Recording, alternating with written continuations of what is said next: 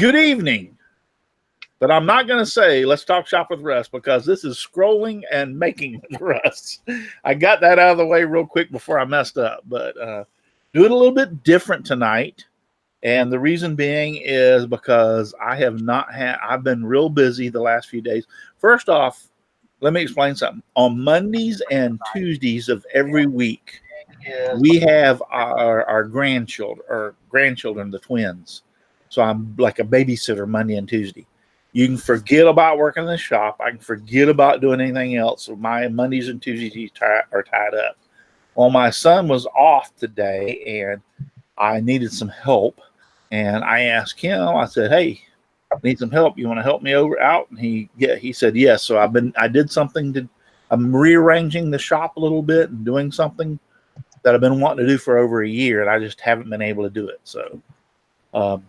So Monday and Tuesday, I didn't have time to repair it. Today, I've been working my butt off. And so I figured we'd just have a little chat and a little talk tonight. And Al and Paul are normally in my ear on the Wednesday night show, but they're actually here tonight because we're doing it as a hangout. So we're not letting anybody else is going to be in. It's just me and Al and Paul, because they're with me every Wednesday night, and I appreciate it so very much.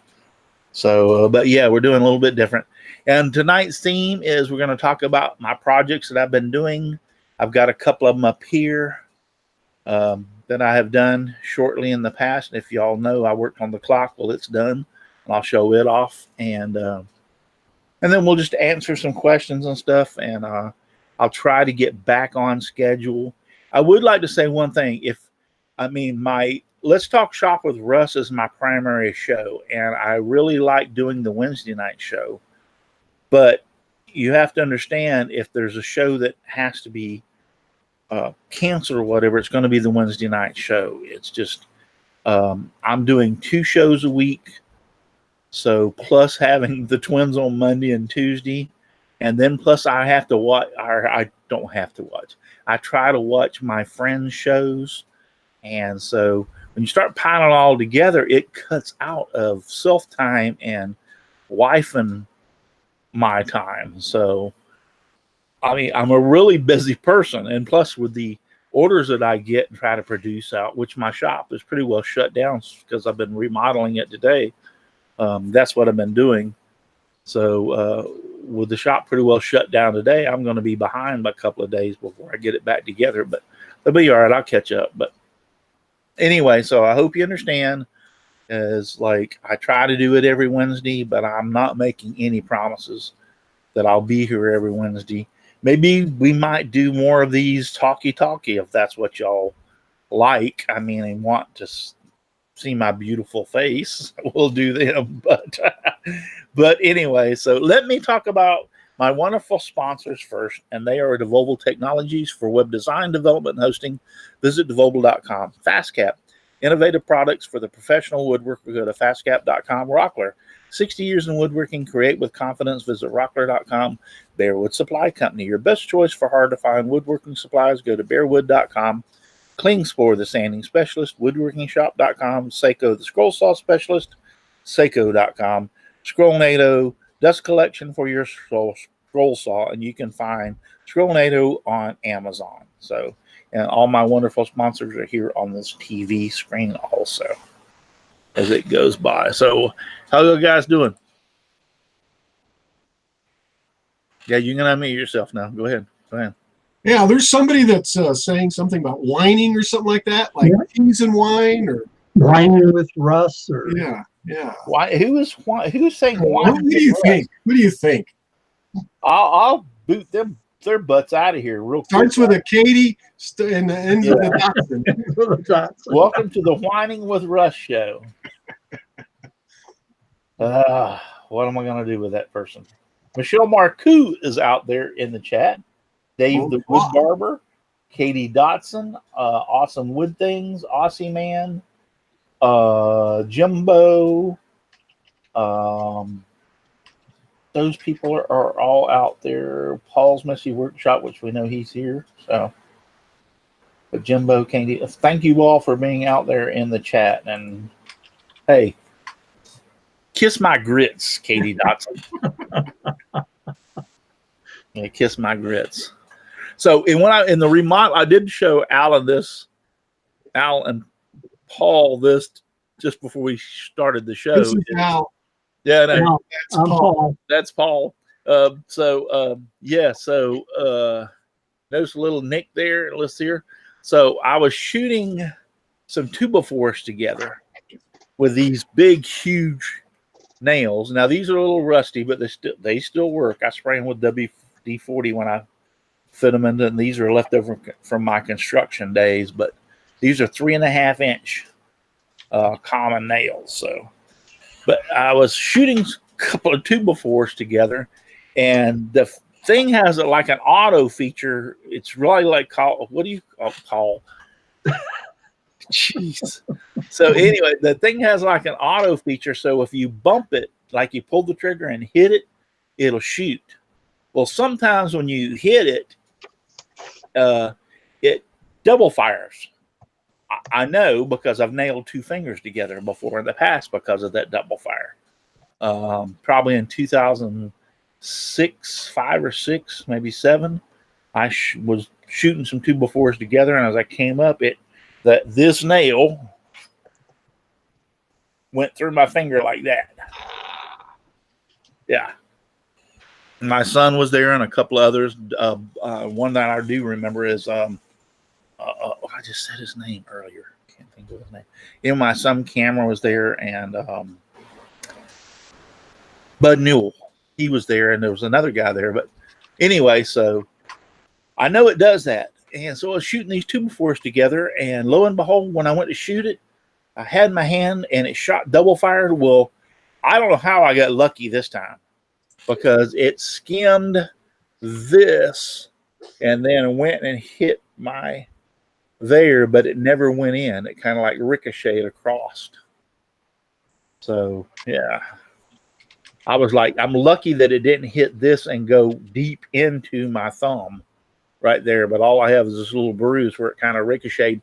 And when it hit this and hit this, it went on out and hit the other side of my shop. I heard it go ding as it hit the other side. I'm like, as soon as I felt the sting, I went like, oh crap, I've done shot myself again. And I pulled my hand back, and I seen the little blood trickle here, but I didn't see anything here, although it hurt like hell. And I realized I really didn't shoot myself, but it dinged off the other wall on the side of the shop. So those damn things, let me tell you, they're dangerous. And it's my own fault. You're only supposed to have it in the auto mode, so to speak, or the bump mode, is when you're doing sheeting, so you can go down the truss and shoot it. You're supposed to take that off when you're shooting stuff like I was shooting today to stop that from happening. And guess what? It was on from me putting the roof on my house, and I never took it off. So when I started, well, anyway, so I got by today. Trust me, I really got by. I'm happy. Yeah, you were lucky. Yeah, sure. I was lucky. Very, very lucky. So, but yeah, you shoot an eye out, kid. Dave Hart said, "You damn straight you will." That thing, these 2 fingers got shot together. I was doing that same exact thing, except I was holding the 2x4 like this. I was holding the other 2x4 today like this kind of. And but as I was pulling it up, I shot the first one. I shot the second, and the gun's coming up as my hand's coming and letting go, and it fired and went through those 2 fingers. And yeah, I won't say what I said, but I went. And then I can only imagine. I said SOB, and I shook my hand, and my son said, "What?" And Bud was sitting there, and he goes, "Oh crap, what did you just do?" And I said, "Yeah, I kind of shot it through him." And my son was freaking out. He was only probably about 10 or 12 years old. He was freaking out. And I reached up and grabbed the nail and pulled it right out of my fingers immediately. You do not want to wait until that pain sets in. If you do, it's going to be 10 times worse. At that time, it was still like numb and going like, is this nail really in here? I'm wondering, is there something in my finger? You know, that's the nerve saying that. And jerked it out before it had time to confirm that. Yes, You might want to check Katie's latest comment. Katie's latest comment. Oh, you were a fireman? Oh, Russ was a fireman because to be a policeman would mean allowing him to have a gun. That wasn't good. Yeah. Yeah, I've been shooting at the perpetrator and hit the damn victim. That's for sure. That would have been, yeah, that would have been fun. Not funny, but funny. But anyway, so go ahead and introduce yourself, Al and Paul. I am Al. I'm Paul. Between us, we're Al and Paul. Al and Paul. Yep. So, all right. So We're here. tonight is. I just want to let y'all know that if I'm not here from time to time, which would be more often than the Let's Talk Shop with Russ show, just understand. I mean, when you have Monday and Tuesday I have the twins, and then on Wednesdays, I mean, if I got stuff that I have to do it. So, and I don't like letting this Wednesday night show slack, but of the two shows, I would rather let this one slack than the Saturday show. And so I just hope y'all understand that and just kind of like work with me. You know, that's all I can say. I'll do the best I can, but I'm a very busy person. So I would like to show off a couple of things. This is the vase that I did, which was the Steve Good, the miniature vase. And we did the polymer clay that I put in there, and I finished it. So Now, you said you had to spray lacquer that before you did the polymer clay so it didn't get down in the grain? I do as a preference, but I've heard other people say that it doesn't get down in the grain. So I think it might be the colors, maybe red or some colors that are more bright seep out in the grain. But I usually do spray it with at least 1 or 2 coats of lacquer after I cut it, before I put the clay in it, to make sure that it doesn't seep out into the grain. Yes. So, but that's the little mini vase that we did. It looks really, really good. I mean, Yeah, it came out nice. yeah, came out real nice. I'm very pleased with how it turns out. It feels nice and smooth. Again, that's all pine. That's all pine. Yeah, you would think like, wow. But see, now when I buy the pine, I buy pine strictly in 1x12, which is 3/4 by 11.5. And I look through the sheets and get the sheets with the least amount of knots. But usually when I do these kind of things, I cut around the knots to make my projects. You get what I'm saying? So there's no knots. And that's the reason it's so clear, is because I cut this out of a piece that had no knots in it. Yeah. So I try to get a piece. Let's say I got a 10-foot piece, and I try to get it where the knots are like and then you go through them, you'll see what I'm saying. Like every 2 foot or every 16 inches or whatever, you can dig through it. Oh, Home Depot hates me. But I go through a whole friggin' bunch of 1x12s, and I'm pulling them out and stacking them on the side. And when I leave, guess what? Y'all put them back. I went through and found the 2 I want, and I'm taking them home. So it's your problem. You don't put the others back? Hell no. I took and I bought a bunch of 2x6s that were treated, so they're really heavy. So I just slid them off to the next side. I just kept doing it until I found the ones I wanted, and I'm like, okay, they can stay there. Damn straight. And they were like this high up too. On top of that, the sacrifices he makes for his fans, such a martyr. Kiss my grits, Katie Dotson. I was going to say, who's saying that? That's Katie Dotson. So, how much trouble you get from taking Nancy's gifts from me the other night, Russ? Jim, I didn't get any trouble. I didn't tell her. She was already in bed, so I stole them and put them back before she woke up. So, you didn't even know I took them. You know, unless she watches the show. Sometimes she watches my show and sometimes she don't. So I didn't get in any trouble over that, Jim. Yeah. Or James. What she don't know keeps you out of trouble. And exactly. And when she sees it and then she goes in there and looks in their back, what is she going to say? we were at McDonald's the other day, and there was this old guy sitting there, and he says, "Yeah, I always carry mad money." He says, "It's my money, and if she finds out about it, I'm gonna get," or she got mad. Yeah. If she finds out about it, she won't be mad. Yeah. The next project that I did that I'm really happy with is this one. This was the last project I did on Scrolling Making with Russ. This is a Steve Good pattern that I blew up, and it's very short. It's only about half the size of this, actually. Yeah. I think the as a normal would be about up to the 6, and then a lot skinnier at the bottom.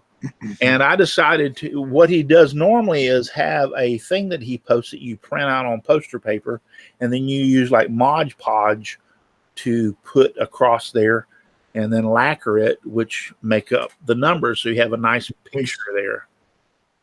And I decided, hey, I want to blow this thing up and make it out and put the numbers. So what I did was, it worked out good.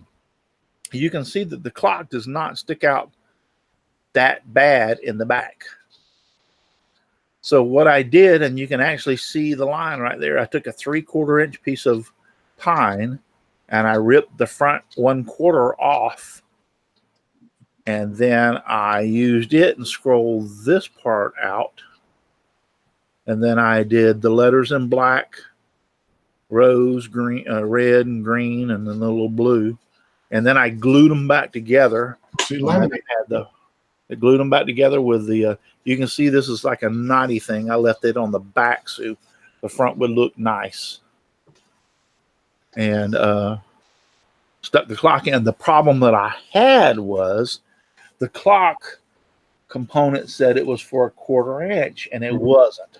The 2 or 3 of them I have are for like not 1/4, for like 3/16.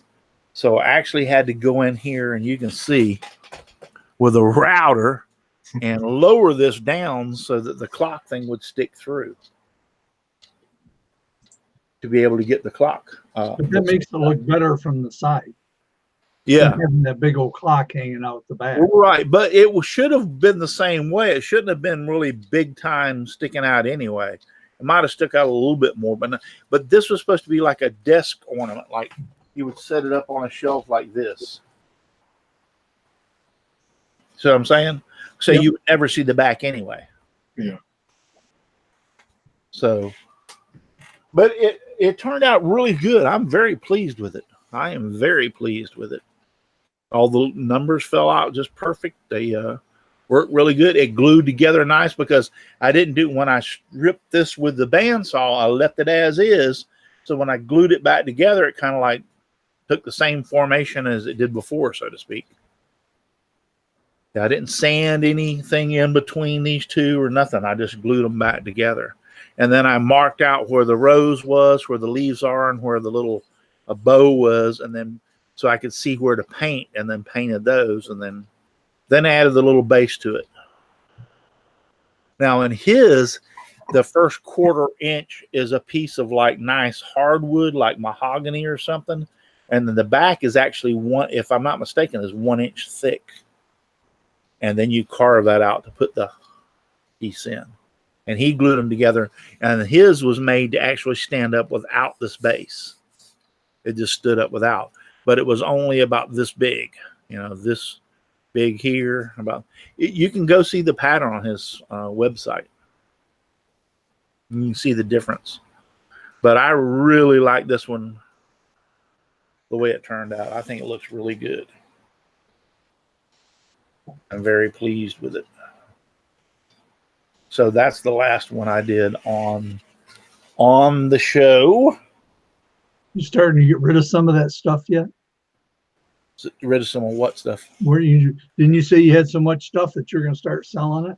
Oh, I haven't got to that point. I mean, I need to do it, but I've found some other things, like remodeling my shop out there. I moved stuff around and added some shelves and some different stuff. So yeah, I haven't got, but yeah, I got to start getting rid of it. Katie gave me that place for donations to the dogs that I plan on donating to them. I haven't got to that point yet. Again, it's Katie. It's Katie's fault, isn't it? Yeah, it's Katie's fault. Right. So anyway, so if you have any, where did I find ET at? ET came out of a piece of 1x12 I was looking at one day. Yeah. That's strictly out of a piece of 1x12 board, and I seen it and I went like, all right, I'm taking that home with me. I bought the whole damn 10-foot board for him. Just for ET, yes. Yep, just for him. And cut it out and then framed it. But that was in the board. And as soon as I seen it, I'm like, are you kidding me? I mean, I've seen other people have pictures and stuff in their wood that they found, but this was authentic. It came from Home Depot and a 1x12. And then I brought him home. That's where I got ET, and then I just made the little frame. This is what it looks like from the back. I just made the little frame for him, and I said, I want to keep him. I want to frame him and keep him. Looks pretty cool to me. That's where I got ET from a board at Home Depot. Any other questions does anybody have out there? I would be glad, or Paul or Al or any of us that you want to ask a question, go ahead and shoot. We will answer them if we can answer them. I got a fan. That's the reason my beard keeps going like this.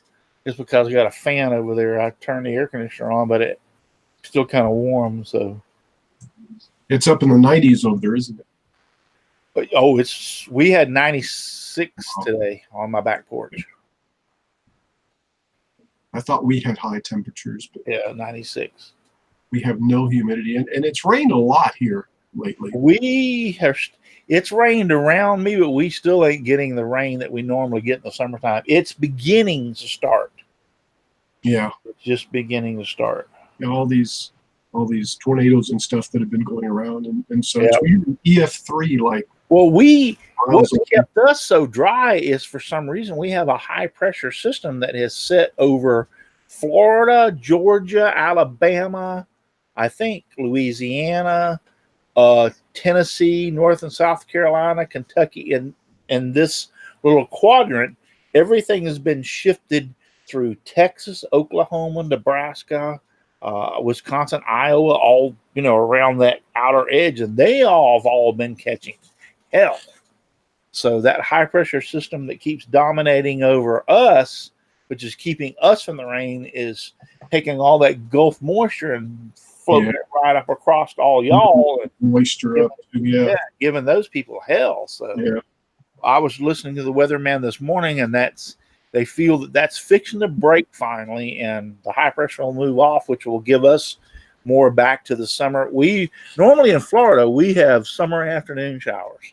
You can pretty well bank on it that after about 1 o'clock, anytime on, sky falls. Yeah, you're going to get rain. It might come something in at 2 or 3. Sometimes it comes as early as 1. But usually during that 1 and 5 period, you're going to get thunder showers. Wow. So whatever you need to do outside, get it done in the morning, because by 1 o'clock it's going to start raining. Hey, Dave Hart's giving us some Arby's curly fries, I guess, or whatever. Robert Crow says, everyone, please pray for me. I'm having left knee replacement next Wednesday. Thanks. Yes. Say a little prayer for Robert Crow. Ooh. Knee replacement. That is not funny. And Bud Newell, which was there the day that I shot my fingers together, had his knee replaced about 6 or 8 months after I had done that. He had been talking about it, kept on hurting him. And I saw a 97-year-old jump out of a plane today that's got a replacement knee. I saw that over at Normandy. Mm-hmm. Now, how old was damn George Bush, Father Bush, the one that died. 94? Yeah, he was in his 90s when he jumped out. I think he was in the 90s. Yeah, Robert, I'll remember you. And also Jim Bashir's. He just got out of surgery today.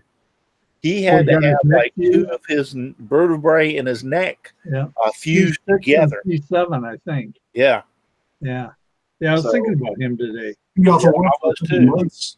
And Paul, you just got out of surgery. You had to have. Well, you haven't got out of surgery yet. You just had the. I had a heart cath, and I'm going. In fact, I just found out yesterday that I go July the 2nd to University of Michigan Hospital, and I have to go through all the testing again except for the heart cath, but like the ultrasounds and the everything, and meet with the surgical team to see if I'm a candidate to have my valve replaced up through the femoral artery, and hopefully that's the way they're going to be able to do it.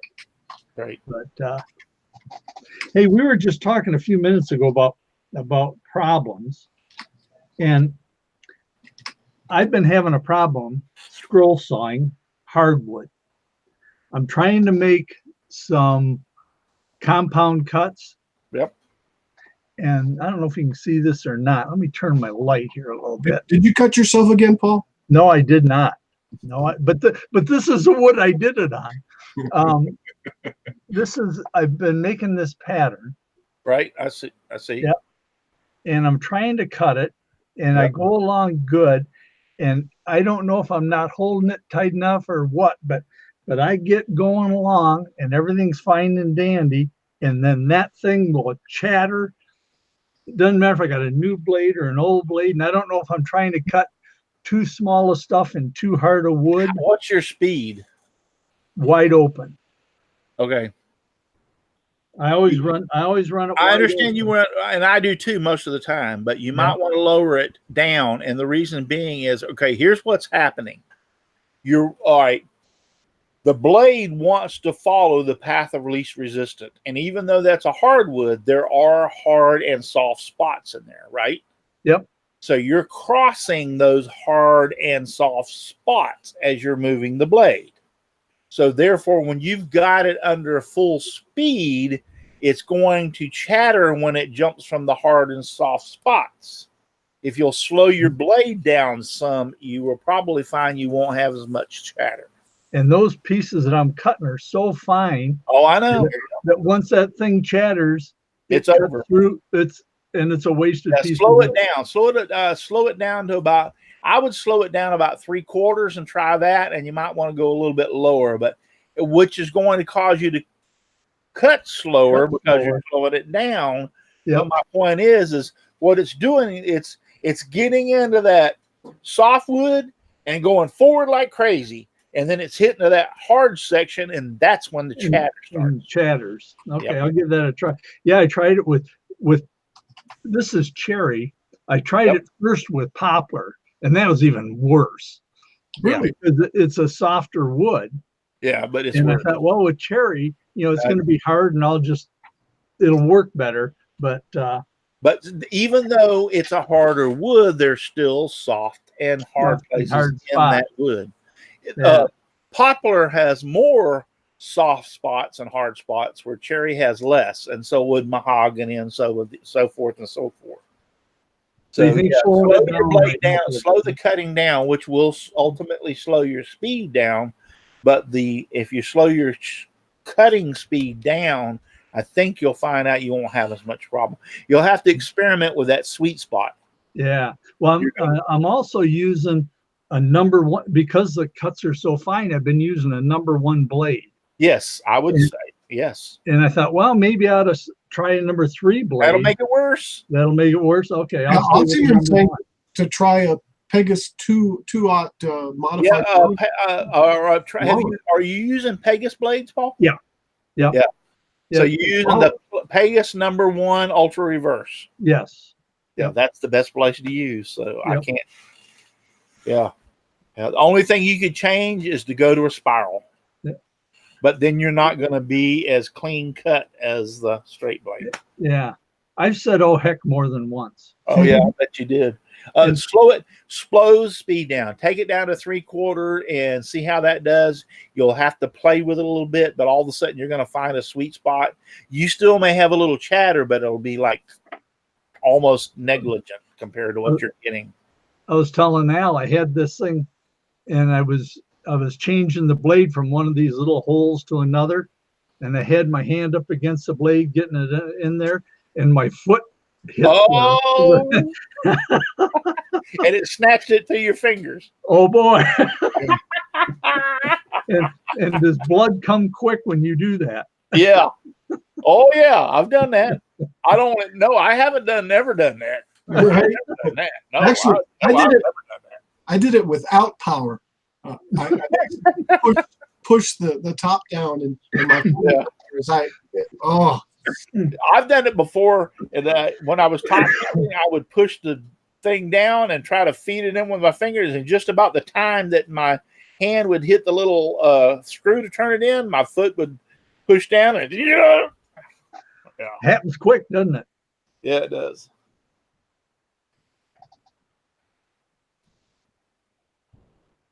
Jimbo said, James Paul said, I'm having prostate cancer surgery on July 18th. Oh my goodness. Really? Yeah. Wow.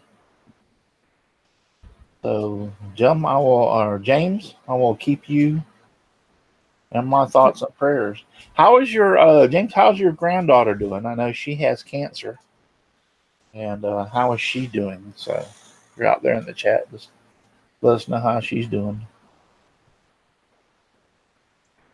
Dennis Godson says, I have my 3rd surgery to get rid of my stubborn kidney stones in July. Wow. Wow. I cut on Jim says Jimbo, which is James, said I cut almost everything I cut with number 5. Yeah. Yeah. But the problem of it being when you're trying to cut something that small, the bigger the blade, the more the friction. The more the friction, the more all that comes along with it, the burning, the everything else. Now, are the number 5 blades good for something? Yes, but not on what Paul's trying to do. In fact, this pattern originally, the guy that sent it to me, it was designed for 1.5 inches by 1.5 inches blank. Mm-hmm. And when it's assembled, it's just too big. So I thought, well, I'll go into Corel Draw and I'll make it down smaller. Yep. So I did. I cut it down so that it fits a 3/4 inch by 3/4 inch piece. But that's some awful fine cutting. What is it going to be, Paul? It's a cross. Okay. Yeah. It goes like that. Yeah. The 3 pieces do. Of course, I would say slow. Like I said, I would say slow your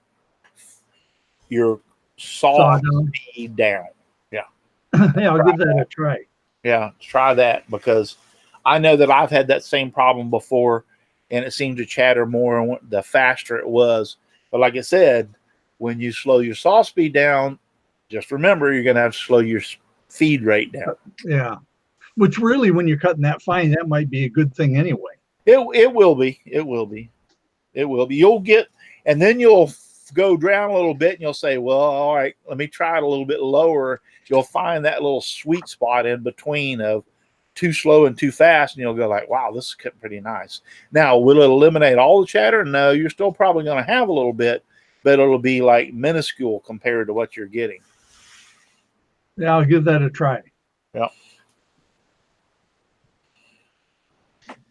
Hey, is there any way to lubricate, like with wax or anything like that? You can lubricate that. You could, if he put packing tape over it. Over the whole thing? Yeah, over the whole thing. I've got blue tape under it. Yeah, I would put I would go. I don't like putting packing tape over the pattern on the side I'm working with. Put it on the opposite side. Oh, okay. Because the packing tape, if you don't get it really, really good and tight, or really on the pattern, it can lift a little bit, and then you get sawdust underneath the damn thing, and then you can't see the pattern anyway. Yeah, yeah. So, but yes, you can, like Al said, you could also get some wax, paraffin wax, like they use for sealing jars and stuff in the block. Yep. And you can every once in a while rub Hit that the on your blade with blade, it. wax it too. Yeah, I could try that. Yeah, that might help it too. I know I've heard of Actually, people- any kind of wax.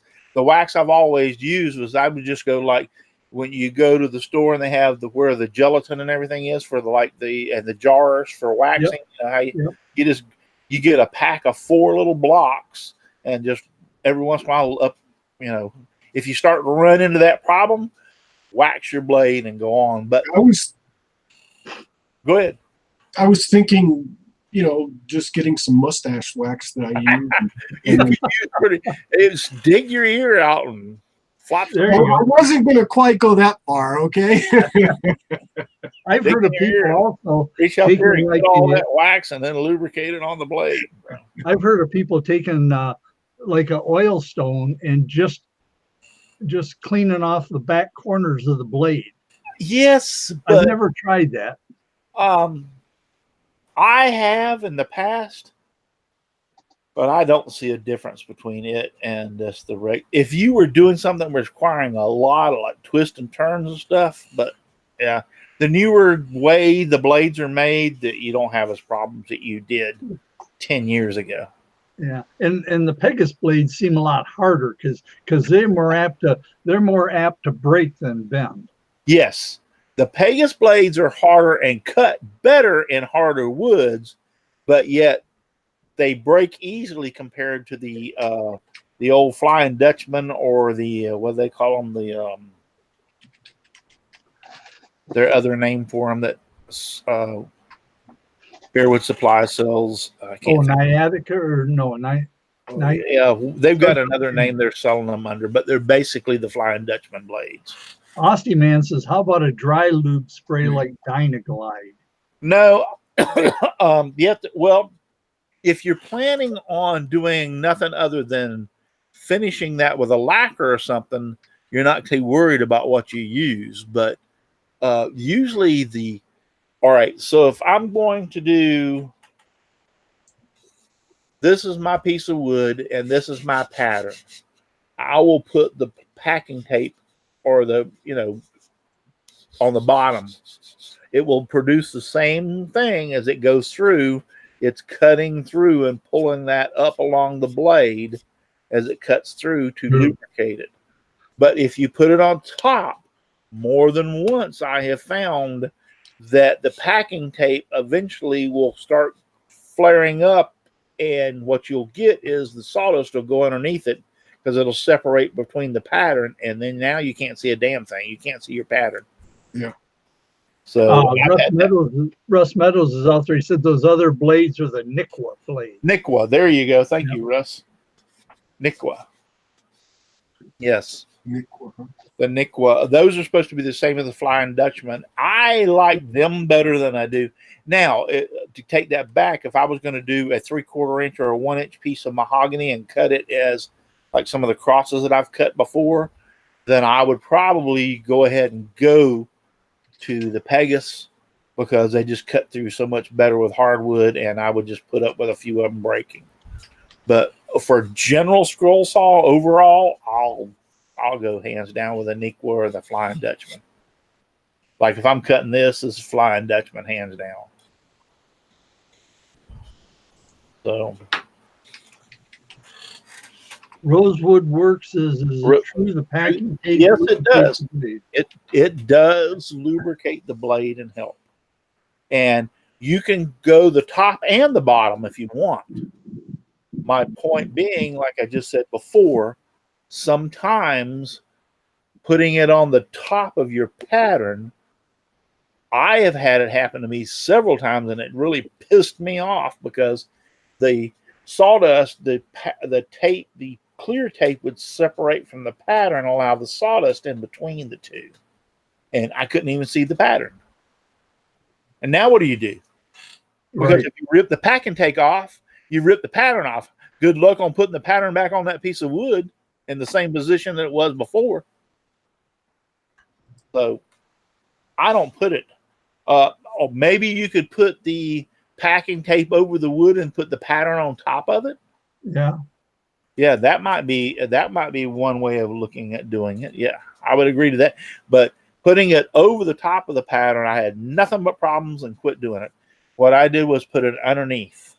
Like if I had a 1/4-inch piece of or a 1/2-inch piece of hardwood, I would coat the back side of the wood with the packing tape, lay it down, and put the pattern on the top side, and it seemed to work a lot better.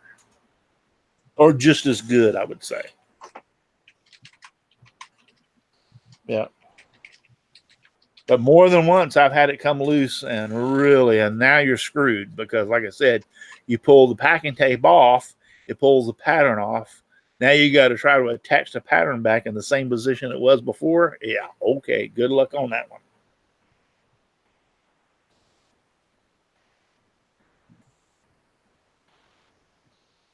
Yeah, you want to drill after you put the packing tape on.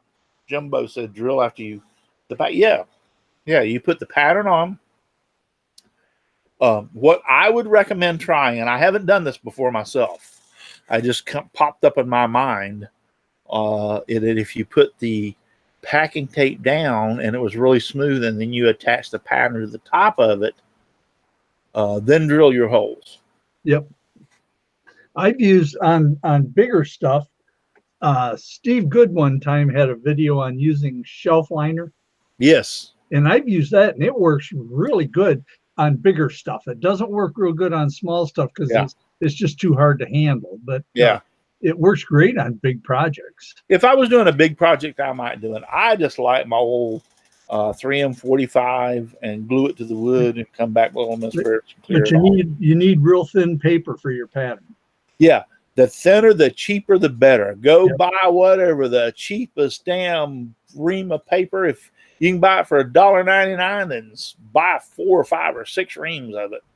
Because the thinner the paper, the better. Because what happens is when you put the mineral spirits on it, the thinner the paper, the quicker the mineral spirits will penetrate through the paper to release the pattern. Yeah, I tried doing that on some 24-pound paper one time. And you can wait 2 days for that stuff to soak through. Yeah. Now you want the cheapest paper you can find. Yeah. Russ has to have an excuse for sniffing the mineral spirits. Hell yeah. I get a little high with the help from my woodworking. Ooh, gonna try. From my friends. Yeah. My friends. But there's a lot of little tricks that you can do, and I know I try to run everything on high speed, and that works really well most of the time.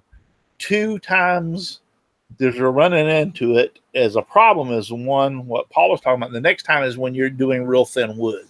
When you're doing real thin wood, you got to slow it down because that high speed, it cuts so quick you'll be over into the next line and be through the damn wood and out the other side before you'll even know it. So you got to kind of slow that down when you're cutting real thin. If I'm cutting 1/8-inch wood, I definitely take it down to halfway or, a lower speed where I can control the wood when I'm doing like 1/8 inch.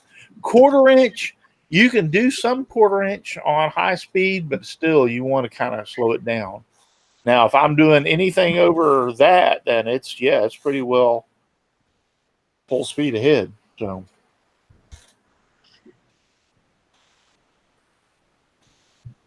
What did Dave the wood barber?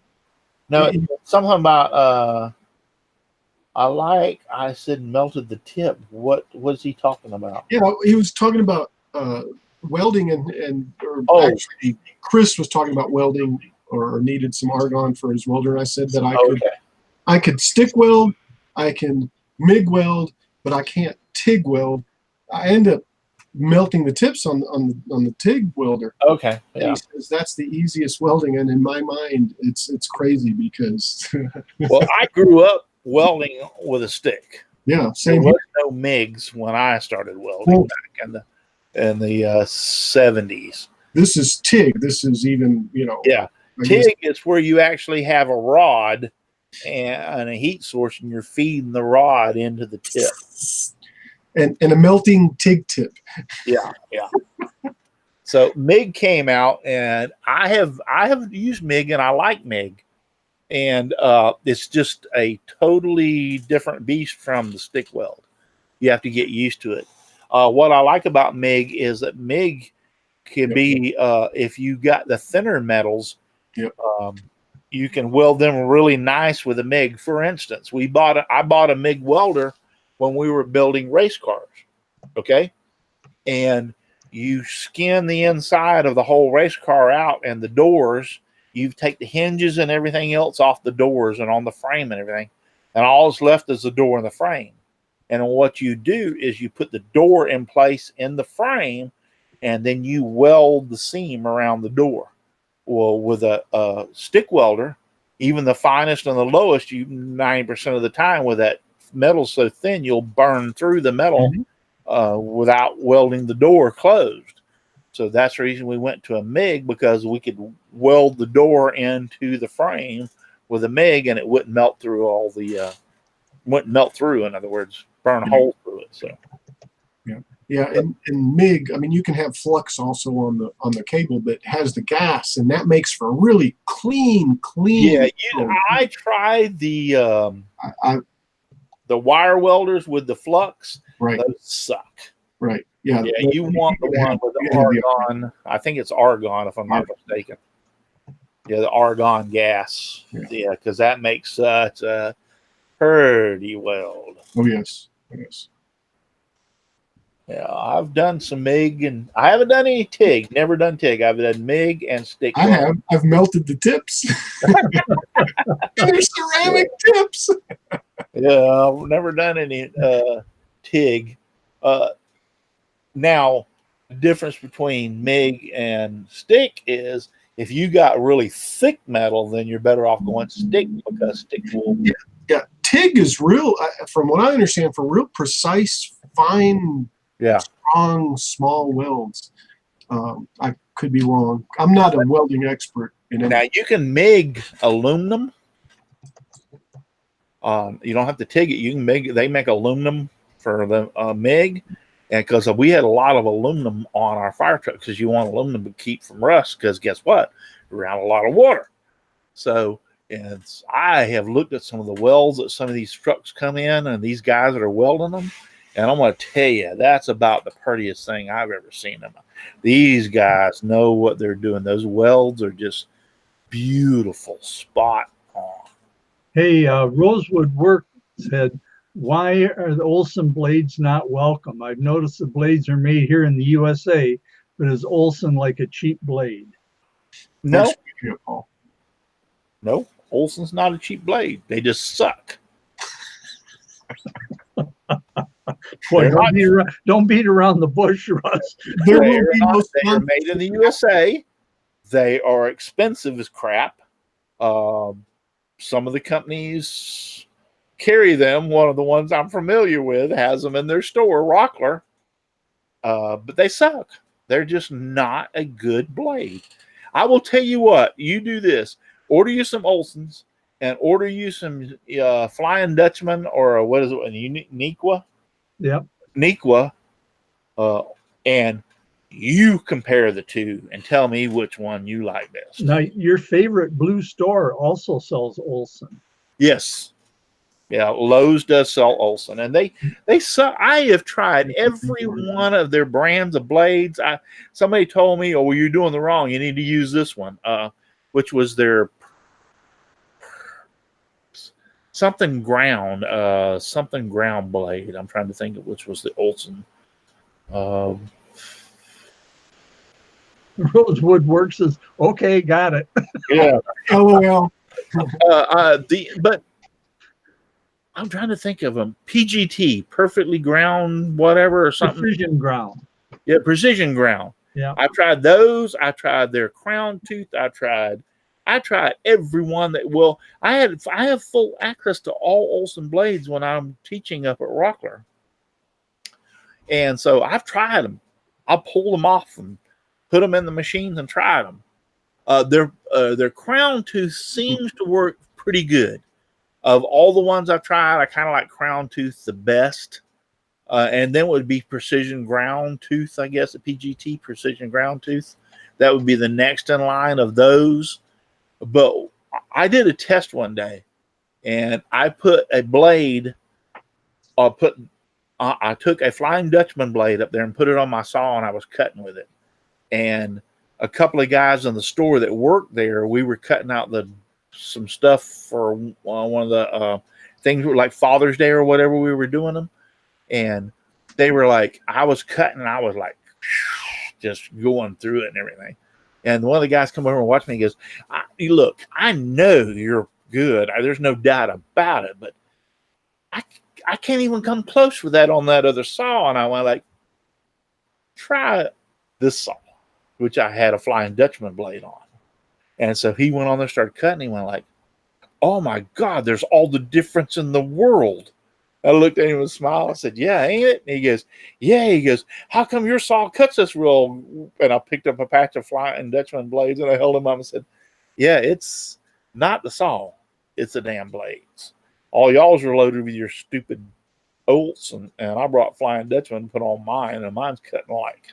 He goes, is it really that different? So I went over to his saw, took the Olson blade off, put the Flying Dutchman on, and said, now try cutting with your saw. And he come back and goes, son of a, all the difference in the world.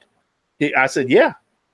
He goes, well, why can't we sell these? And I said, don't look at me. I told the guy the first day I went in here, and I said, oh, y'all have Olson blades? And I said, yeah. And he goes, we prefer you use them and not your own. And I was like, or, any other brand. I'm like, okay, whatever. So when I was doing the classes, I'm probably going to get fired over this because I'm blurting it out. So what I would do is I'd bring my Flying Dutchman, put them in my saw to do the classes, and everybody else had to cut on the sucky ass Flying Dutchman or the Olson. So this way, you sell one of those. You sell a DeWalt saw, and people buy that, and they buy some Olson blades, and they take it home, and they can't figure out why it didn't cut for it. Well, the guys at the store finally understood that, yeah, there's a big difference in the blades. No doubt about it. They understood what I was saying. Yeah, there's a big difference. So they don't cut as good. Nothing as good as far as I'm good. I just don't have anything good to say about them. And it's not a opinion that I'll just use Flying Dutchman. I have tried. I bought them. I tried to use them. Didn't like them. I tried more than once. Then when I started teaching classes at Rockler 2 years ago, they said you have to use we sell Olson blades. We want you to use the Olson blades because that's what we sell. Okay, no problem. I used them up there class after class after class. Hated them. And then that one day when I decided I'm going to change over to I'll just take my Flying Dutchman and use them in my saw and let everybody else cut on the Olson. And then that's when everybody went like, I know you're good, but really? And I'm like, no, it's the blade. It's not only that I'm good. And then when they all realize it, well, like, yeah, these blades suck. One thing that I really like about a Flying Dutchman over the Pegasus, and I like Pegasus blades, but one thing I like about the Flying Dutchman over the Pegasus is they got that little bend at the top. Yes, so you can tell what the hell's top and bottom. Yep. Yeah. Somebody said, look too cheap. Heck, go up to Rockler and look at a pack of them. They ain't cheap at Rockler. Well, nothing. Where you find them at Rockler sells them at a premium price. Yeah, they're really expensive compared to Olson. Or Olson are really expensive compared to Flying Dutchman. And I don't know. Ossiman's saying to use 2-aught blades. Man, I use a 1, and I've used 2-aughts. They break on me all the time. I can only imagine being down that slow. Yeah, 2-aughts are one of those little beasts that you have to play around with and get used to and using. Go slow. I'm going to have to. I'm going to have You got to slow it down a little bit, and you also not only got to slow the speed down, but you got to slow the feed rate down. Now they cut just as I used a 2-watt spiral blade, Flying Dutchman one time, and I was like, oh my God, these things cut you move a half an inch and it's cut an inch. It's like, wow, these things cut. Yeah, it's like these cut like crazy because they're just so fine and so sharp. But the problem being is I would use I'll be right back, guys. A couple of times more blades than I would under normal circumstances. That would be the problem. Yeah. Because they break. Yes, they break really, really easy. Yeah. I watched a couple of Alex Fox's videos about I him. love watching his videos. Oh, and he'll come up to a corner and just turn it and cut. Yeah. And it's a perfect night. And I ask him what blade he uses, and he uses a #1 Flying Dutchman. Yep. My favorite blade. That's 90% of what I use is of #1 Flying Dutchman. Well, he he sure cuts good stuff, doesn't he? Yeah, he does. He not only can make it, but he can cut it too. Yep. He don't just produce the pattern and say, here, go out there and do this. He actually can produce it and then cut the damn thing. So yep. No, but now his patterns are in the unique category because they they're kind of like engineered patterns, you know what I'm saying? They're not just a portrait pattern, they're not like this pattern. He's an engineer from my understanding. Yep.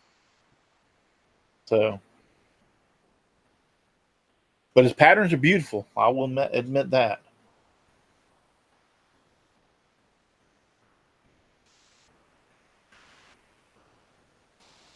Somebody said, Pegasus job site. What do I do?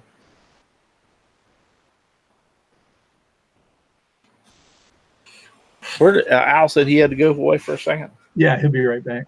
Yeah, we've got some, and this is tiny. This is all I was brave enough to go get. We got a hailstorm going on right now. Holy crap!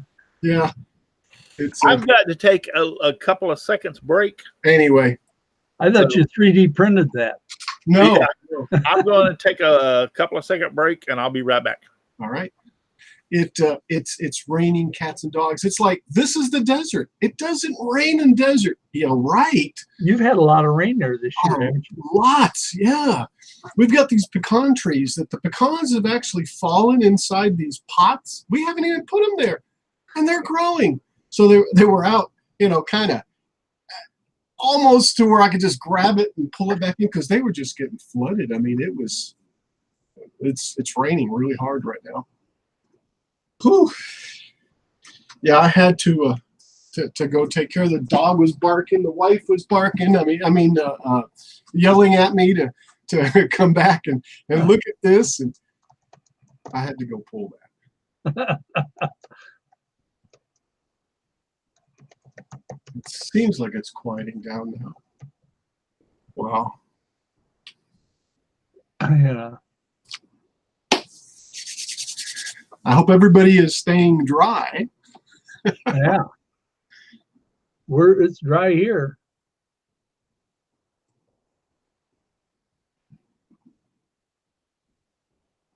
Whose channel are you getting, Paul? Alex Fox. Okay. There we go. YouTube search for Alex Fox, but Paul's getting Alex Fox, so no, I'm just reading the chat. Just trying to.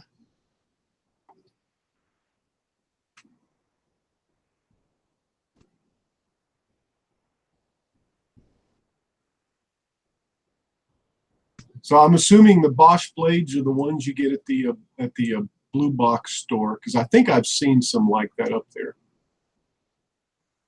I've never. Rusty Nail says, "Throw Bosch in the trash." Yeah, Bosch. Another one that piece of crap blade. I've used them. I used Sears when I first bought my scroll saw. My first scroll saw back in 1980 or 81, I think it was. It was a Sears scroll saw, and there was nothing else but Sears blades, as far as I knew, for that saw. But they were all pin-in blades too. So I used Sears for blades for years and years and years. I don't even remember the second type of blade I used, but I do remember that it was back in the latter 90s, I believe it was, when I finally stumbled across the late 90s, like 96, somewhere around that area, when I stumbled across Flying Dutchman, finally. And then I was like, oh man, I have come upon a gold mine. So, but yeah, I use Sears. I've used pretty much every type on the market, and all the rest suck.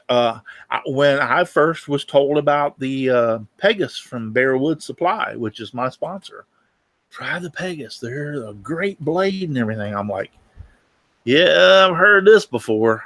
And, and they sent me some, and Steve Dennison sent me some, and I was like, wow, these things are really good. Now, they cut great, but the first thing I noticed about them was what you talked about, Paul, earlier, is they seem to break a lot more frequent than the Flying Dutchman. And that's one of the things I think they're more brittle than the Flying Dutchman. And then somehow, some way, he come up with these Uniqua that are actually the Uniqua is Flying Dutchman. That is what they're branded out over there in Germany or whatever. Then they sell them in America under the name of Flying Dutchman, from my understanding. And then how I stumbled across the Flying Dutchman was through, what's his name? The old man that had can't think of it right now, but anyway, but he sold the Flying Dutchman blades, in which I was found out through him and started buying the Flying Dutchman. Now he's passed, and then not Bearwood Supply, Wooden Teddy Bear took over his, and so when you buy from Wooden Teddy Bear now, the Flying Dutchman blades. So Matt was saying, and is Matt Haas saying good night? Yep, got to jump off. Good evening. Good night, Matt. Glad you were here tonight. Michelle Arcoo's out there. Rosewood Work is out there. Jumbo 35312. All y'all still out there. So, any questions, real quick, before we get off of here? What time will we got? 8:34. I think Jimbo earlier was saying something about at Rockler making bow ties. Yeah, we were making we make bow ties every Father's Day. Matter of fact, I should be hearing about from them at any time if we're going to make bow ties or not this year. I think that was the question earlier that he posed. Yeah, they haven't said anything to me. Which Mike's Workshop, Jimbo, James Paul just said Mike's Workshop. Yeah, Mike's Workshop sold the Flying Dutchman blades, and that's where I used to buy mine from, was Mike's Workshop. Yep, Rusty Nail said Mike's Workshop. Yep. And then Mike passed, and he sold his end of the deal before he passed away, to a Wooden Teddy Bear, and Wooden Teddy Bear is taken over. Mike's Workshop site is still up, and you can order from Mike's Workshop, or you can order from Wooden Teddy Bear. The difference is you get a better price as far as shipping through Mike's Workshop site than you do through Wooden Teddy Bear. And the Uniqua are supposed to be the exact same thing that you can order from Bearwood Supply, which is my sponsor. So you can order the Uniqua, which is the same thing as the Flying Dutchman from Bearwood Supply. Since 1987.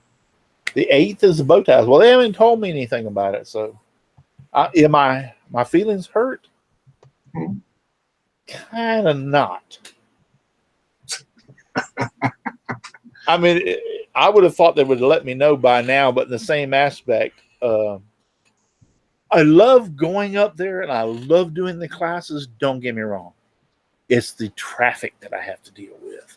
I'm going right through Orlando and right through Disney World, up and back. Now, I have a bypass that cuts through downtown Orlando. It's 471, which is a toll road, which I don't mind paying the $2 or $3 to go up, go through the toll road. But that's not the problem. Even when I come back the toll road, I still have to come through a couple of exits from Disney World. Yep. So there for a little while, it's bumper to bumper. It is bumper to bumper. You're right. Yeah. So it's like I love going up there. If they could send me a helicopter and pick my ass up and take me to the classes, I was like, come get me. That'll be Thanksgiving. I'm there every weekend. Dennis Goodson wants to know if there's any chance on doing a show on pricing and selling. Yes, we can do one. We can do one. If we're going to do that, then I want to do it like this. And I hang out with Paul and Al, and we'll do it like that. Yeah, we can do one. I wouldn't mind doing that at all. Matter of fact, do y'all want to do it? Are y'all up for doing it next week? I'm talking to you, Paul, and Al. Sure. Fine to me. Yeah. All right. Yeah. Let's just plan on doing it next week. Pricing. And Paul, Katie sent you I'm just trying to copy it here and paste it on the. Oh, you're going to be nice to them and not nice to me. I see how this goes. Well, I was trying to be quiet. Mm-hmm.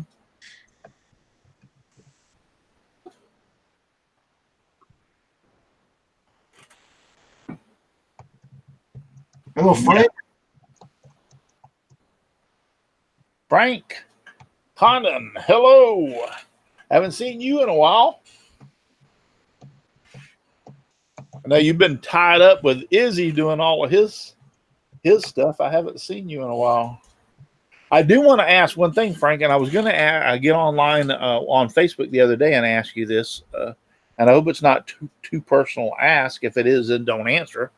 But how's your wife doing? I know she was sick there for a while, and I was following that, and I haven't seen anything or anything being posted about that. So is she doing better? Can you answer that? If not, just tell me to go to hell, and I understand. But no, I was been concerned about your wife, and I know she'd been sick. So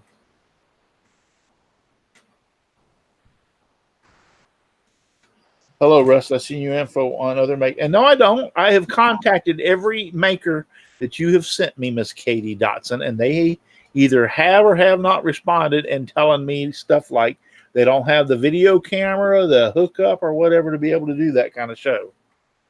So I'm not ignoring you. She's very sick. Thanks for asking. Well, I'll continue to keep her in my thoughts and prayers. So she's very, very sick. Yeah, she's still very sick. Yeah. Well, sorry about that, Frank. Mm-hmm. I know I followed the post for a while that y'all were posting that she was sick, and I was like, wow, that's just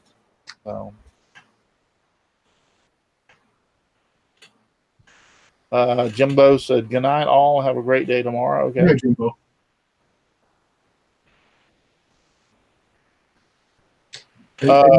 Yes, Rosewood. I guess I'm missing this, but Katie Dotson said at Rosewood Work. Steve Good had lots of patterns. Yes, go to. I'll get the link and put it in there. Scroll Saw Workshop, and I was going to get the link.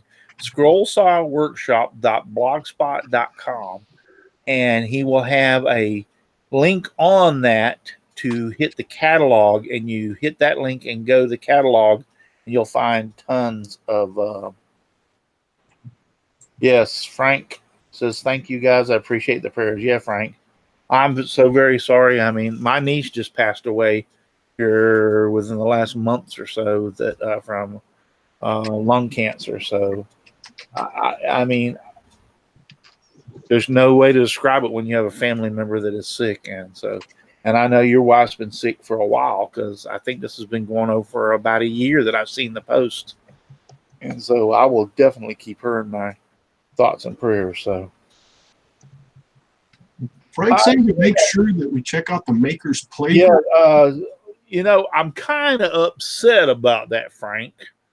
And not the Maker's Playground, but whenever Izzy switched over from the old thing into the new thing, and I tried to get on, and then you sent me a link, and I was able to log on. I wasn't able to log on anymore, and I tried setting up my account. I was one of the founding members, and I couldn't get it set up, and one thing led to another, and I got so frustrated I just threw up my hands. So I couldn't get it set up to be able to get my credit card lined up where it would take money out, so I could keep the founding member. And so finally, I just threw up my hands, and I was like, "Damn, if it's going to be all this much trouble, I'm not going to do it anymore." So, but yeah, I know about that, and I wished I had still could be a founding member. I was a founding member from the day one, but it got there was such a confusion. I sent me an email, or I sent you an email, and you said, "Yeah, I'll get that straightened out." And you sent it, and I was able to log on. I logged on for a couple of times, and when I went to log on one more time to put my credit card information on, it wouldn't let me back in. So that should tell you something. This has been going on for quite a time. Was this recent? You are a founding father, Frank says. Yeah, but this has been going on, and I can't get back in to put my credit card information back in. And I use the same password and the same everything. So, hey, Russ, you give me your credit card information, and I'll make sure that you get Yeah, I'll bet you will. I'm waiting. I bet you will. So. Hey, Al, let me link Frank, you to I will look for a PM from me or an email from me tomorrow, and we'll talk about this and see if we can get it worked out. Yeah, the app we were talking about is no longer used. Had many issues. Yeah, I kind of got that. Not being a smart ass, Frank, because I know you're my sponsor, but the same aspect. Yeah, there was a big problem with that. So yeah, I'll get with you, Frank, and see if I can brand new one. Okay, I'll get with you and see if I can get this thing straightened out, because I'd still like to be on and be a founding member. I'll get with you. I'm not trying to down my sponsor, Frank, because I love him to death. I mean, he has been from day one. He was the first one that came. Actually, one of my first sponsors, or if not the first sponsor. He saw my YouTube videos, and then he went and saw my YouTube or my website, and my website I had done. And he contacted me and said, "Hey, my company does websites and everything. I'd like to help you out and everything." I'm like, "Okay, yeah, right." And I noticed my website at the beginning sucked. I mean, it really sucked, but he came on board and redid. Oh, that was not our app. We used Zoho. It was crap. Well, you got that right. That was crap. Yeah, Zoho. Anyway, Frank contacted me. I thought he was like, "Yeah, right. Somebody wants to build me a website for free," because the website he built me was probably about a $3,500 website at the time. And so that's just not pocket change, guys. And he totally came on board, totally built me a website, and has totally been there since day one. We've given away, not going to say every year, but we've given away several websites. And that first year we had a website giveaway to someone. He ended up giving not only the winner, which was Donna Presley, he ended up giving Shane and Shelley Cole, and Donna Presley got hers. Who else? There was John Schaffner got one. He ended up giving 6 or 7 websites away to people that year. And so I'm like, wow. So, okay. Download the new Maker's Playground on App Store. If anyone has an issue, email support at Maker. Okay, we'll do that, Frank. We'll do. Izzy Swan has got a new app out, and it's for Mac or Apple or PC, your phones, and it's Maker's Playground in the App Store on Apple, and I think it's Maker Playground. Yeah, at makersplayground.com. So yeah, and then yeah, I'm going to go ahead and go try it. So I'll try it, Frank. No problem. I'll try it and see if it works. Katie Dotson said, send the folks over to Rose Woodworks channel. Looks good. All right, Al, would you mind looking up Rose Woodwork? If Katie says it's okay, I'll let you post her channel. I think her first Intarsia project was a goose that she did, but yeah, right. I'm gonna post it here. You'll post it in there. So Rose Woodworks channel. Let's see, here's Rose. Should be able to pick up this link right from Frank Connor says, "We love Russ." Thank you, Frank. Yeah, I'll go download that app and see if I can get on and do that.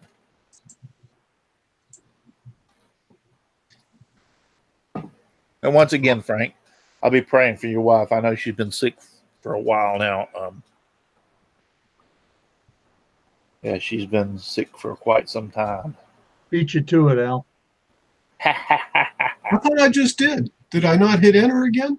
Oh. Actually, he did hit it first, Paul. Oh, he did. Doggone it. I was actually watching the Intarsia. Katie Dodson saying, "Who is the wee shit?"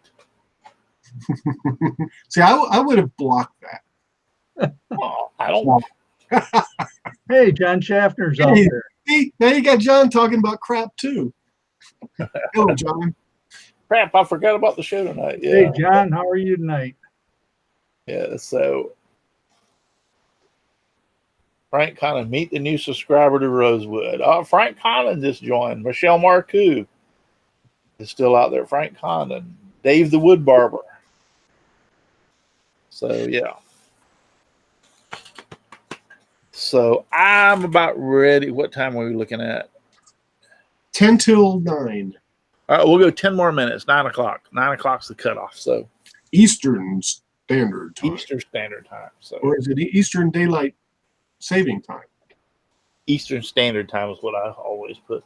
I was trying to go back through and think about some projects that I had done that I have here. Oh, I do have a couple. Give me 1 second.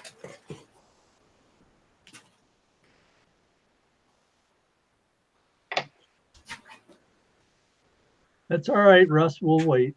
That's all right. Yeah. That's all right. I told you I'd be right back. The irony is anyways, some of the most questions I get asked about on a continuous basis is the scroll saw bowl. So 1 o'clock in the morning, 1:49 in the morning for Dave the Wood Barber. Oh, wow! Glad you. It's the matchsticks holding my eyes open. Right? But these bowls are totally made on the scroll saw. Hey, that's got a hole in the bottom, Russ. That's not a hole. That's a knot. That's a knot. It's not a hole. It's not a hole. It's a knot. So, and I cut this one out on purpose to leave the knot in the bottom. So it kind of looks like an eye looking at you if you look at it real close. So it does. Kind of a pupil. But yeah, I get a lot of questions about these, and they're really, really easy to make. The biggest problem is, and if you look really close, you can see each and every ring. You know, I made one of those and I did a video. Yep. And when I put it on the lathe, you know, like you do to smooth it out, it Yep. just whoosh. And that's one of my best videos. You That didn't you watch more than anything else. You didn't glue it right. No, it wasn't that. It was I kept getting catches with my Catches. yeah. But And when it's fine, it doesn't take much. no. Brenda G says, "Yeah, well, I got a knot in my bottom too." Yeah, it says it looks like an eye. See, I said it looks like an eye. See, I think it looks like a hole to fill with a plug. it's the eye from like the Twilight Zone. Hey, and there is new episodes, by the way. Yeah. So, but yeah, these are pretty easy to make. This is my oak one that I did. So now this is actually turned, but I actually glued a piece to the bottom of this after I turned it, or after I scrolled it and glued it together. I glued a piece to the bottom of this so that I actually could put it on the lathe so I actually could sand it and make it smoother. So that's what you're seeing there, but it's really not. It's really a scroll saw bowl. You can see actually each individual piece. I just wanted to, it's so much easier if you put it on your lathe to straighten it out. Other than that, you can, you yourself can sand it. It's just, here's the thing. Yeah, the scroll saw bowl is great, easy to make. You are going to hate sanding the sucker, because that's what the difference is.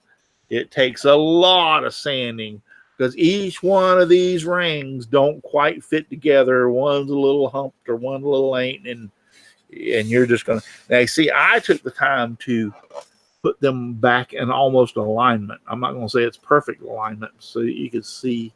That does look neat. Yeah, you could see. I did turn them around so that they fit back together somewhat. So, yeah. That's another project. A lot of people send me emails asking me questions about these bowls. And then here is 2 pieces from one of the bowls. This is the bottom of one that I'd turned. I never put this one back together. I put this one together. I just kept the pieces just to show. And then this is what it looks like.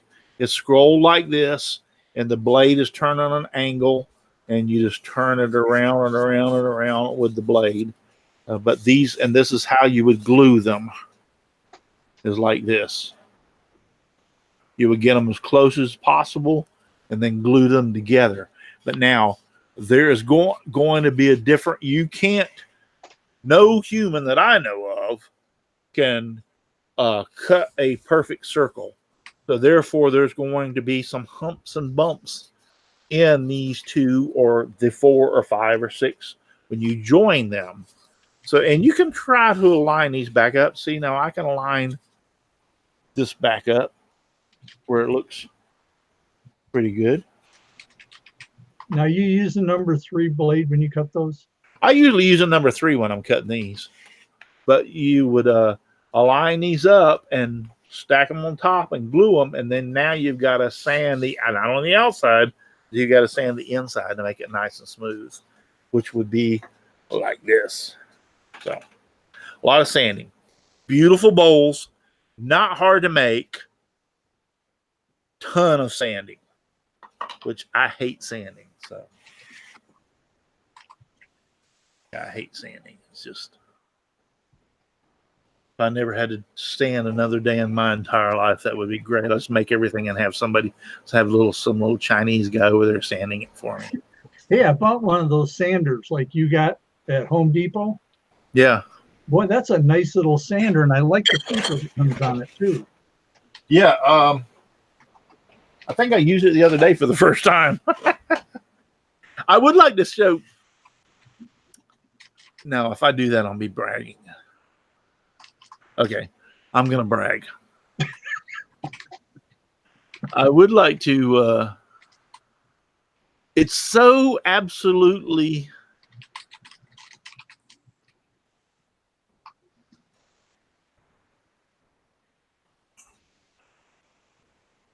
nice. Anybody guess what this is? Yeah, it's track saw.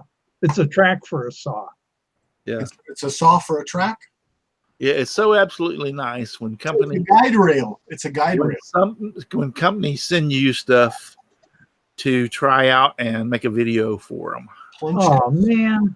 Oh, really? Plunge cut circular saw. Where? Hey Al, did you get yours? I didn't get mine. Yeah, so I got this in the mail just today, That's cool.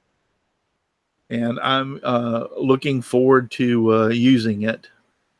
It's the new place is Tools Nuts. Tools Nuts. I'm serious. That's not. I know you're laughing, but that's now. that's actually the place that. But it is a Makita track saw with nice. a 55-inch track. Wow. That they sent me to try and do a video for them on. So that will be, and one, I do want to say this, that one of the things that I was doing today is remodeling and doing a few things to be able to start doing back into doing the videos for woodworking and stuff. So, and one of the, I've got three things that have been sent to me that I have yet as to make a video for, that I need to make videos on and put them out there. So, and it's starting. Hey, Frank went ahead and put the link out there for toolnut.com. If anybody's interested, you get a $10 discount just by going there. Yep. Just mention Russ's name. Should I make a comment about what Brenda's saying? Something about rotating? Never mind. What? Never mind. I think I need to just be quiet at this point. I had a guy once ask me to what? I'm not going to read that. Y'all can read it out there in the chat. Oh my gosh. Did they give you the G clamps for it as well, Russ? Yes, they did. They're clamps that run up the track that are underneath, where you can actually hold it down if you need to. So it's a 55-inch track, and with those and the saw. So I'm looking forward. I have been wanting a track saw for a while. My shop out there where my table saw is, I mean, I could rip a 4x8 sheet of plywood, but everybody knows ripping or doing shit with a 48 or a 4x8 sheet of plywood is a pain in the ass. Okay? There's no if on a table, unless you're a cabinet shop, which have the in-feed and outfoot tables where you can lay a 48 4x8 sheet of plywood up there and rip it. It's a pain in the ass to do in your shop. So I have been wanting, because what I usually do is, it depends on what I need. But a lot of times what I'll do is have the Home Depot cut it for me, either in half long ways or half widthwise, and bring it home. That way I can section it out on my saw. So I'll have a 4 foot by 4 foot piece or a 2 foot by 4 foot piece. And that makes it really nice. So, you need, if you have a small shop, to have a track saw. And I've been looking at the track saws and different ones. Actually, Makita is actually rated as one of the, other than Festool. I mean, we all know Festool, but now you're paying $800 or $900 for a damn track saw. Makita runs in at the $400 mark. So actually, I think Tool Nuts has it on sale for this Craig. Frank says I should have gotten Russ's autograph before he got big. Congrats on the track saw. So Tool Nuts has it, if I'm not mistaken, for $419, and plus you get the something off. So, but anyway, it is rated as one of the top. Craig is coming in there. The Craig tool track saw and the Craig thing is coming in there, really close underneath it, but still Makita has been running out there really high for quite some time. So Chad Stanton just did a video comparing the Festool to the Craig. Yeah. Yes, he did, and I saw that. But from my understanding, which I'm going to find out here shortly, the Makita kicks the Craig's ass. So we'll just have to see. It's all a matter of, I would have to have and when I say that, I'm just talking about what I've read online and read what other people say. It's not my personal opinion. I won't be able to do it unless Craig wants to send me their track saw, and I'll put it up against the Makita, and I'll give them an honest opinion, which I think is the best. If they want to do that, go ahead and send me one. So, but the Makita's hit high for it outbeats the Grizzly track saw. It outbeats several of them. The DeWalt, it's over the DeWalt. If you go and look at some of the places where I've been reading about, so I'm really, really excited about getting this because I would love to be able to bring the plywood home, and I have a roller that I can roll out to the back of my truck and just slide the sheet off onto that, and then make my cuts with the track saw to cut it up into pieces. Then I can take it inside my shop. That would be. Hey, Jim Bashirs is out there. He is. Oh, really? Yep. Oh, hey, Jim.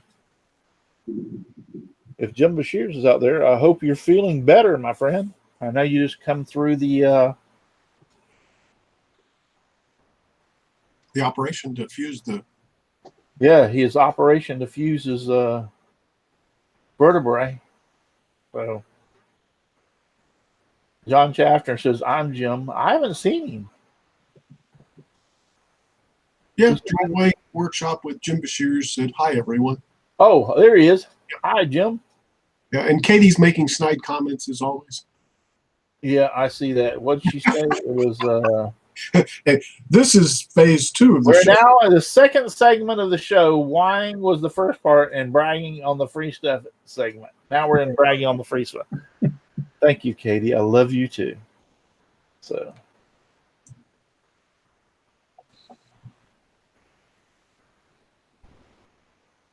Wow.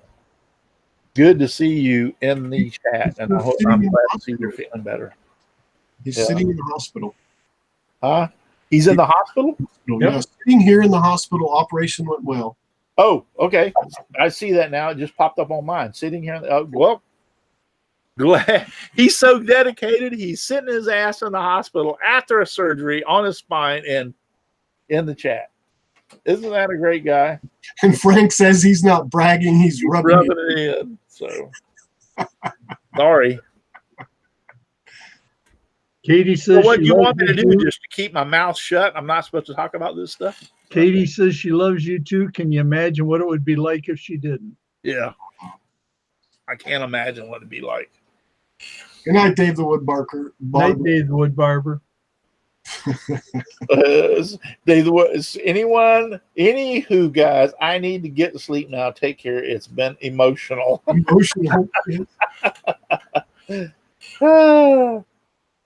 Well, anyway, so yeah, I was like shocked. This box, my mailman come walking up the driveway, and I was out there, or I was in my shop, but I could see out the front, and I was like, what the hell is my mailman bringing? What did my wife order? It's the first thing I thought. And she can order anything she wants, but and so I walked out toward the front. I said, can I help you? And he goes, yeah, actually you can, because I need to get your signature on this. And I looked at it and I said, I didn't order anything. He goes, well, here, read it. And I went like, okay, sure. It's called zero amount of money. Here, you can have it back. So I brought that thing into the shop. And I was like, holy shit. Then I had a thing on it that I was reading. We'd like you to try it out and see how good it was, or see how good it is. So I will be posting that along with a couple other videos that I need to get to and post. So most definitely. And that's one of the reasons that I spent the last today, and I got to have one more day I'm redoing in the shop to move things around. so that I can get some better camera shots is what I'm looking towards. I'm moving my table saw to a different position with the outfeed table and a few other things that I'm moving around so that I feel that I can get better camera shots. It's something I've been wanting to do for over a year, and I haven't done it. And now I'm adding a few more lights, which will help. And so when I do some of these things, I think it'll look a lot better. So.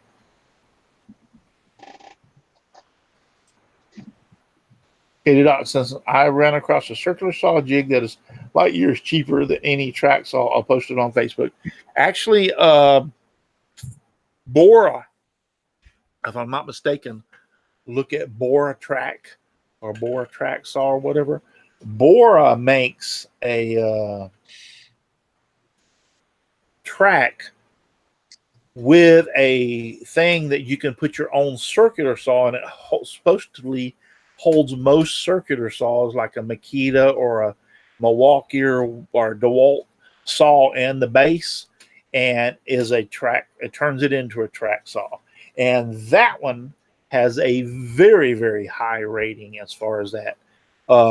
Craig also makes one that you can take your circular saw and mount to the track and turn your own circular saw into a track saw.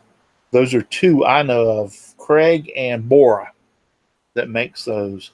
And they are less than $100. Well, I know the Bora is less than $100 or around $100. I don't know about the Craig, but they're a lot cheaper than the $400+ for a track saw. Yes. I see the Bora as cheap as $60. Yes. Really? Yeah. Yeah. It's but now isn't it only 55 inches? It's like for the width. It's for a 50-inch? 50-inch, yeah. It's in other words, it'll only do the width of 48 inches of a piece of plywood, so to speak. Right. But yes, you can use your own saw in that. And like I said, Craig, it was AccuCut, if I'm not mistaken, was the name of their AccuCut saw. Yeah, they have one that cuts that has a track you cut with it. Then they have one that attaches to your saw, like to rip along. Yeah, but I'm not talking about the one where you're talking about it attaches your saw and you could like rip the long wise. Like, no, they had it's AccuCut had a track on it, and it had a sliding thing where you could mount your saw on it, and that was very reasonable also. There's a 24-inch one, and that had very good ratings also. Yeah. Bended Jesus Sign said, night, Russ. Yep. Got my Craig. Dennis Goodson said, got my Craig for about $75. Now, is that the rip one or the one I'm talking about? I think that's the AccuCut, because the rip ones, I want to say it's like around $30 or so. Yeah. Katie Dotson says, night, Russ, or Rose. Neat to meet you. Great to meet you. Okay. Remember, Rose, I warned you. Yeah. Well, everybody's bailing on us at 9 o'clock. Geez, y'all go to sleep early. So, but I do know the Craig and the Bora. The Bora has really high ratings. That was actually done by a wood magazine or a wood working thing was done, and the Bora had really high ratings for theirs. So, and then you can make a sled with a circular saw attached. But Dennis Goodson said sled with a circular. Yes, you can make that. No doubt about it. Yes. But my point is, would you be bitching if somebody sent you the Makita 55-inch with the track saw? Come on now, would you? I'm bitching because they sent it to you. So, I mean, would you? I could just see if Russ pulled out, a piece of 2x4 and a piece of wood, and here's my new track saw. Yeah. So anyway, but yes, I'm looking forward to it. See what but they're all alternatives, and you can make your own. Yes, you can. You can make your own with a plywood, and some plywood. And I like to use, now I had one years ago that I made for cutting the bottoms off of doors. It was a little over 2 foot. I think it was like 26 or 28 inches. Because no, I take that back. It was set up so I could cut up to a 3-foot door. So it had to be like 38 or 40 inches. And I made it out of plywood and a piece of molding. I used like a true piece of baseboard or some kind of molding that my saw would butt up to. And the reason I used molding is because it was nice and straight as a molding. I drew a line down there and I laid it out on that line and I glued it and I nailed it to that plywood. And I left the plywood out a little wide. And then I put my saw on that and then I cut through, which cut the 2 or 3 inches of the plywood off, and it fell off, which had my perfect size up for the blade, and then the molding held my saw down on it. And for years, that's what I used to cut the bottom of doors. You want a door to be very, very straight. Somebody buys a door for $350 or $300 or $400, and you've got to cut the bottom off of it, and actually you have to cut it at an angle if it's a solid wood door. And you have to cut it at an angle so it'll fit up over the threshold. You want to make sure your cut is straight. So I built my own and cut doors off with it for years. I never did really plywood.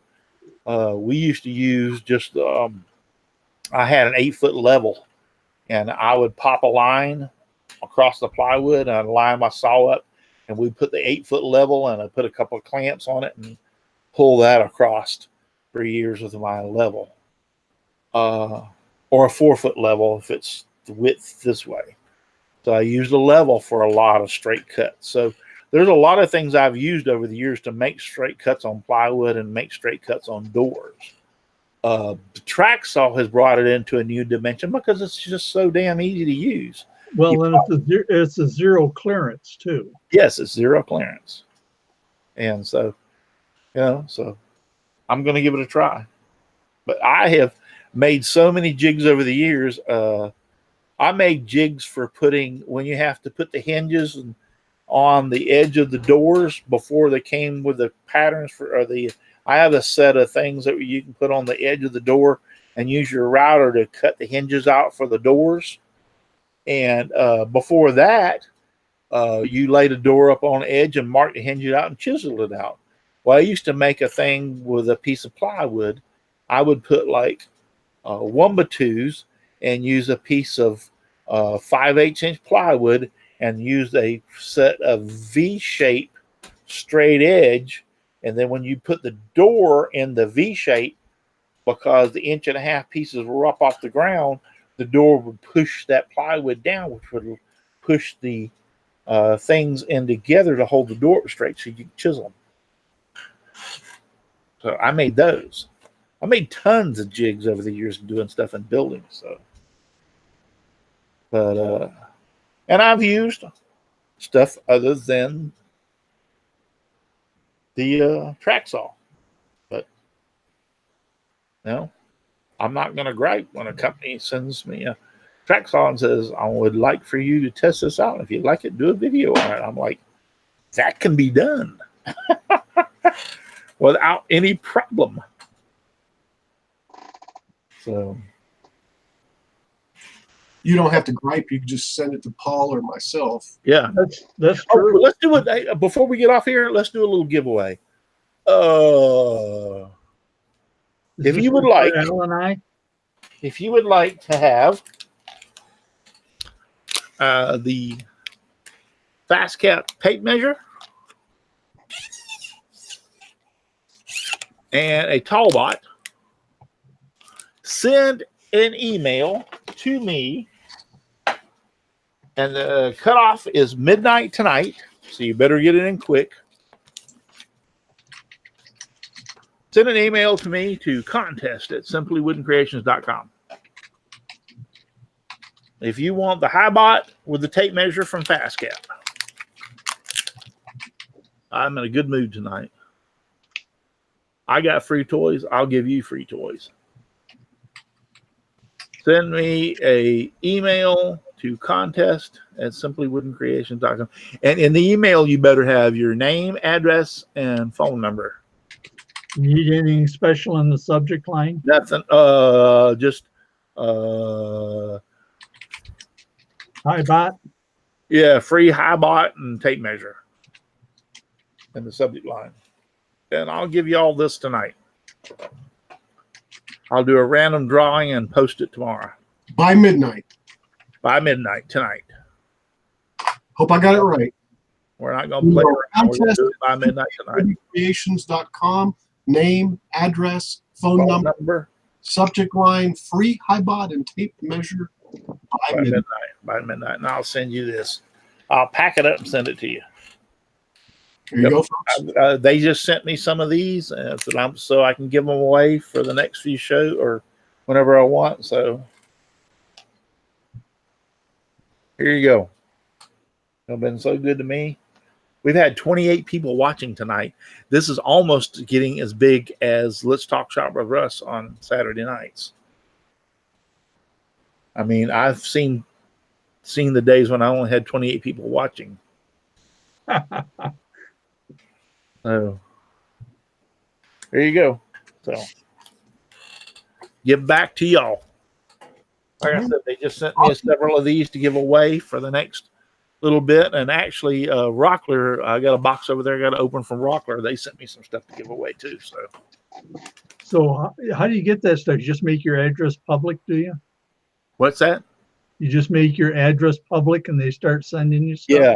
Just make your address public and they just start sending like sawdust and stuff like that. Yeah. Okay. By the way, folks, he loves it when you send him sawdust. He does. Yeah, right. So anyway, but yeah, I'll send that out. I'll do the drawing. If it's closing midnight tonight, I'll wake up in the morning and see who all sent it. I'll run you through a random and post it tomorrow. Who's going to get it?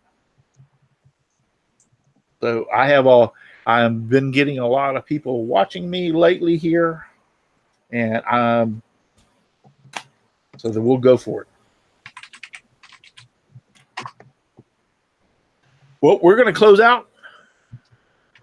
I said we'd do it at 9 o'clock. Yeah, it's 9:19. Yeah, so we're going to close out tonight, and we're going to do a few more of these. I mean, I want to do this scrolling and making like I usually do over on Scroll Saw. Don't get me wrong, but we might pop one of these in. This was such a good time tonight. Every once in a while, that we might pop one of these in every once in a while also. So just to, Aussie Man said I just sent my email to you. Yes, and on this small of a thing, I'll send it anywhere. This won't be that big of an expense. I'll send it anywhere. So, all right, guys. Thank you, Frank Condon, for being out there. Thank you, Katie Dotson.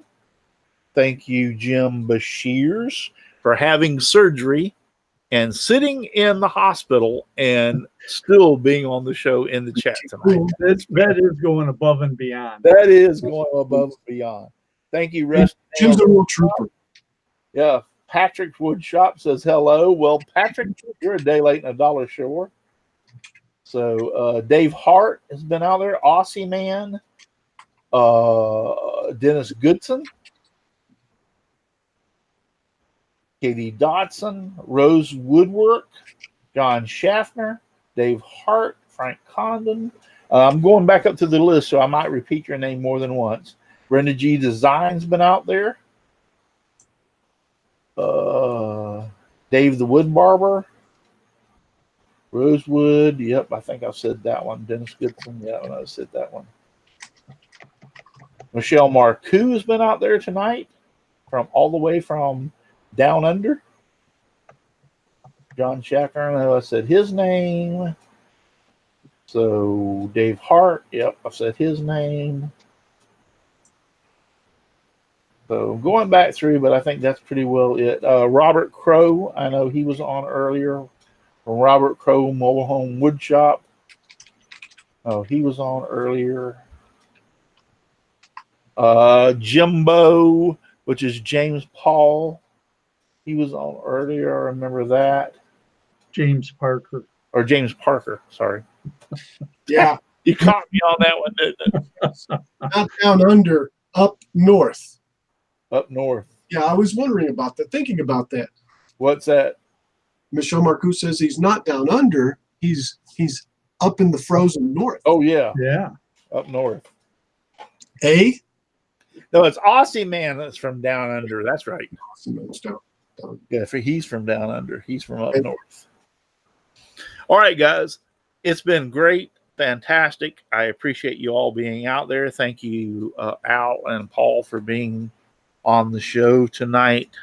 There's only one thing, and I appreciate you all being out there to chat. Trust me, it warms the cockles of my heart to see all y'all out there in the chat. It really does. It really makes me feel fantastic. So I appreciate it so very much. Only one thing we got left to do, and that is when the sun comes a peeping into where I'm sleeping, it's out to my shop I go, just making piles of sawdust and getting covered from head to toe. Good night, everybody. Thank you for watching, and God bless.